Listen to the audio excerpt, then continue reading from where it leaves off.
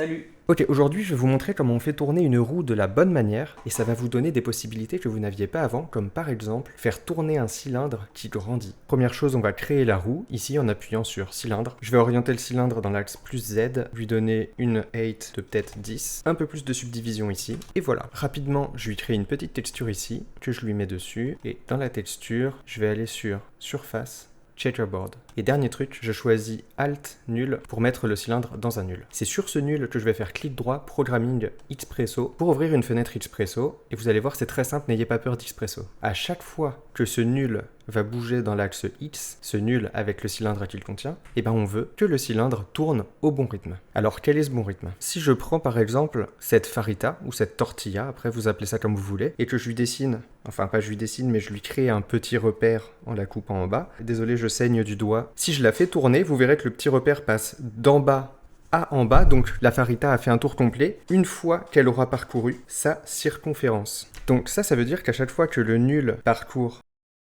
la circonférence du cylindre, eh bien, le cylindre doit parcourir 360 degrés dans sa rotation. Or, on sait que la circonférence d'un cylindre, elle est égale à 2π fois son rayon. Ça, vous l'avez vu en maths normalement. Donc ça voudrait dire que quand la distance du nul égale 2π fois rayon, alors la rotation du cylindre égale 360 degrés. Et bien vous voyez, on n'est pas obligé de mettre ça dans Xpresso, on peut faire beaucoup plus simple. Car en vérité, là par exemple, si je ouvre Xpresso et que je mets le cylindre dedans, d'ailleurs le cylindre, vous voyez la rotation qui nous intéresse, c'est sa rotation B ici. Et bien si dans Xpresso, j'ouvre en entrée la rotation B du cylindre, là, si je mets la valeur 360 et qu'elle arrive là-dedans, et ben en fait, il va pas tourner de 360 parce que quand bien même ici, ça s'affiche en degrés, et ben en fait, il reçoit des radians, qui est une autre unité de mesure d'angle. Et si il faut 360 degrés pour faire un tour, il faut 2π radians pour faire un tour. Donc ça, c'est égal à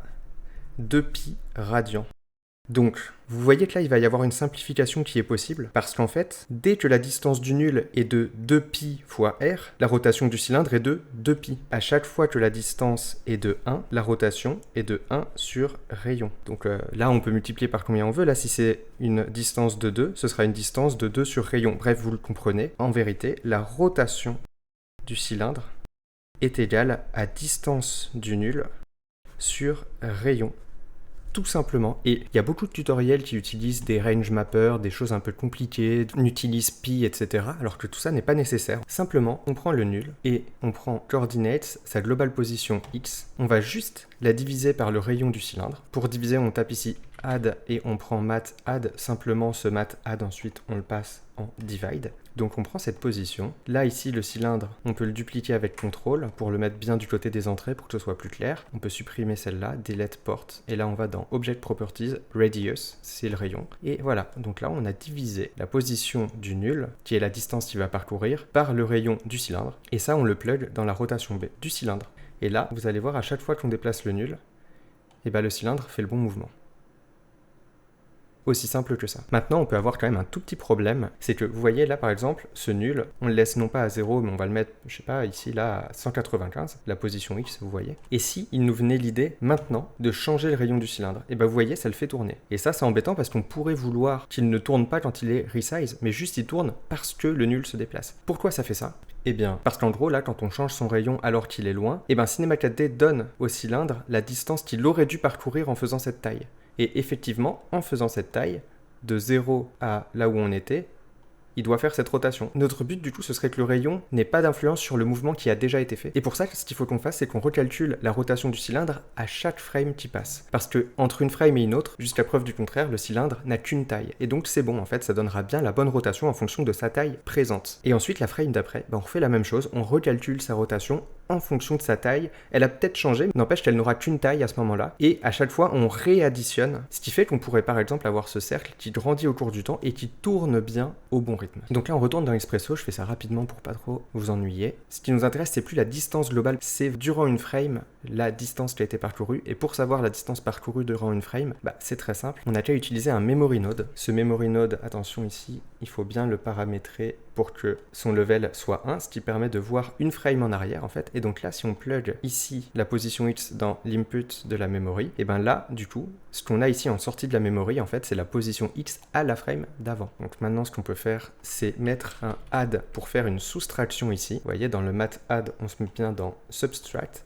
Et là, maintenant, si on branche la position ici et qu'on branche la memory ici, et ben le résultat qui nous sort du subtract, c'est la position actuelle moins la position précédente, donc c'est bien la distance qui est parcourue depuis la frame précédente. Et c'est cette distance qu'on va diviser par le radius actuel. Donc ça va se faire à chaque frame, mais du coup, là si on tourne le cylindre maintenant, bah vous voyez, ça fait que de faire la bonne rotation, mais elle s'annule à chaque fois. Et pour pas qu'elle s'annule à chaque fois, je l'ai dit tout à l'heure, il faut qu'on additionne. Donc on rajoute un add ici, il faut qu'on additionne cette rotation d'une frame à la rotation de la frame d'avant, de la frame d'avant, de la frame d'avant à chaque frame. On additionne ici ça, donc cette rotation d'une frame, à tout ce que le cylindre a déjà tourné. Donc pour ça, on peut aller dans Previous Rotation. Ici, on va utiliser un Vector to Rel, parce que là, vous voyez ici, si on clique, on fait Information, on a bien un vecteur, et nous, ce qu'on veut, c'est pas le vecteur, on veut juste la rotation B, rappelez-vous, c'est celle qui nous intéresse. Donc la rotation B ici, ce sera la Z. Parce que là, ce vecteur contient toutes les rotations, en fait. La H, la P, la B, et nous, on veut juste la B qui est la dernière. Et c'est ça qu'on additionne à chaque fois à la rotation actuelle. Ce qui se passe maintenant, c'est que quand on bouge le nul... Ah, pardon, j'ai mis Previous Position ici, je devais mettre Previous Rotation, Coordinate, Previous Rotation. Et là, ça va marcher. Quand je prends mon nul, vous voyez, ça tourne bien au bon rythme.